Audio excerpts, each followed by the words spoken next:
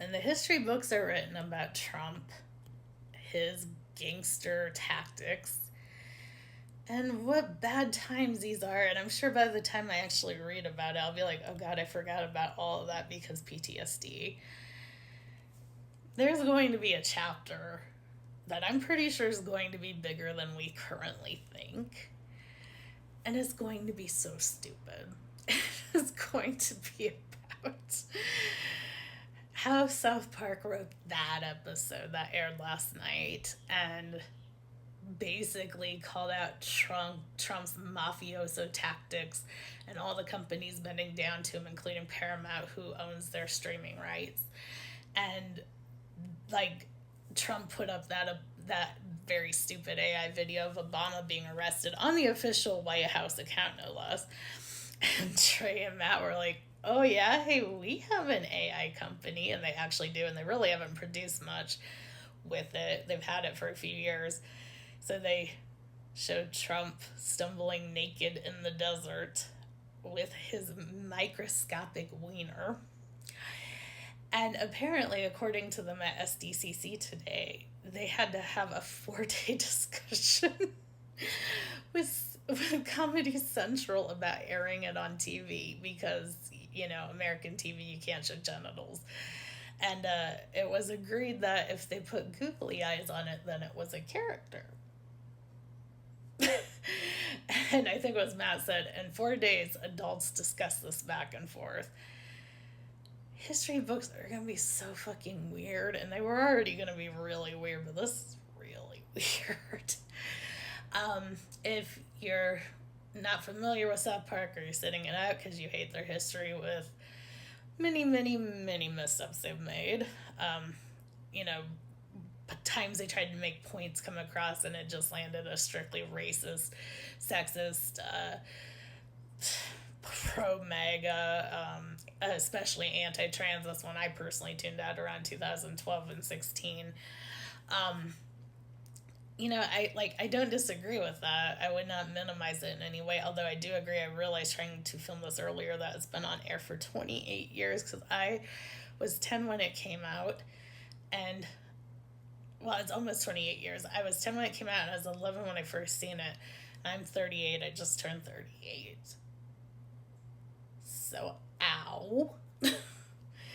I never thought my heirlooms from that timeline would be the one thing my nephew wanted because before this, South Park really blew up on TikTok and the social medias. Kids just love it. But a lot of them haven't actually watched the episodes. And so I finally got to be a cool aunt to my trans nephew. I'm bringing him back signed Vico Ortiz prints and stuff and queer comic books. And I run friended gyms and I'm like, you want to see 201? 200, 201?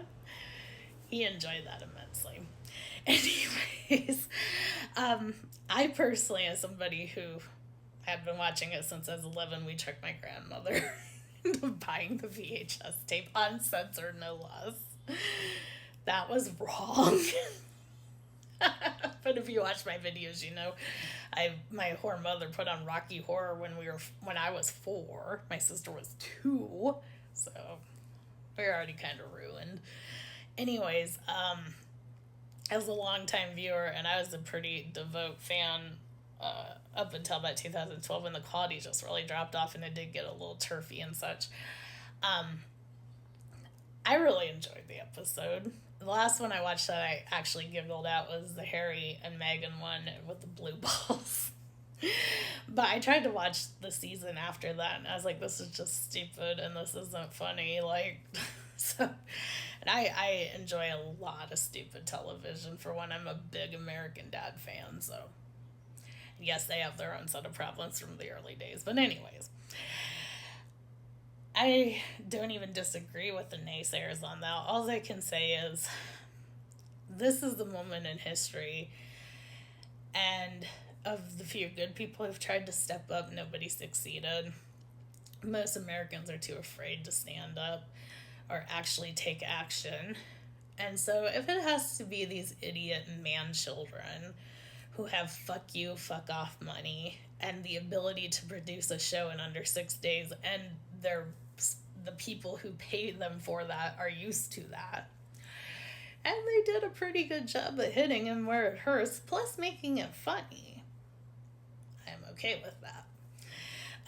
The episode was particularly great because it had your standard callbacks. Randy as the everyman talking to ChatGPT about Jesus in the schools. Oh my god, that was so funny. My sister once said my mother was Randy, and that's because he joined up with Mormons so quickly. And my other sister said that as well, and knowing the other one said it. So yeah, I could see her doing that. Jesus, who's been long absent, at least for a decade, shows up. He's just hanging around. It is part of his settlement because Trump sued Jesus and God. And then we get a callback to when Garrison was Trump, which was mostly a dud from 2016. I tried to watch it. It was mostly transphobic and stupid, and it had no punch. Even when Obama won, they were planning to do after 12 hours, put in the speech, and this was a historic first. That was interesting. The episode was not. It was boring as shit. And this was when they were making good episodes. So, I mean, come on now. They kind of lost it after W. And, of course, Trump is Saddam Hussein. We're not entirely sure how that happened yet. Satan's very close to putting it together. Unless Saddam has appeared since I last watched. The last I remember Saddam, he was causing trouble in hell, so they sent him to heaven to be with the Mormons. Yes. I was in Utah and I clapped so hard. I was like, yes, it's true, yes. Mormons are the worst. And so something happened where Saddam escaped heaven and is doing this now. And they've literally made Trump exactly like Saddam, including the voice and the cut head and the photo picture faces. Just brilliantly done. If you're an old-time South Park fan, Saddam was there even before 9/11. Their movie came out in 9900, and that was a major part of the plot point, and him and his emotional and sometimes physical abuse and also marital abuse of Satan. But Satan also really can't just get with a good guy because he's been so banged up by Saddam. It's just kind of mean. And somehow Satan fell for Trump, well, not knowing Trump is Saddam. He almost puts it together, but he didn't quite. And then, well, there are plenty of japes and many things that are going to... I'm sure Trump is literally crying and trying to sue and deport them right now. Which is funny because that's exactly what the whole thing is about.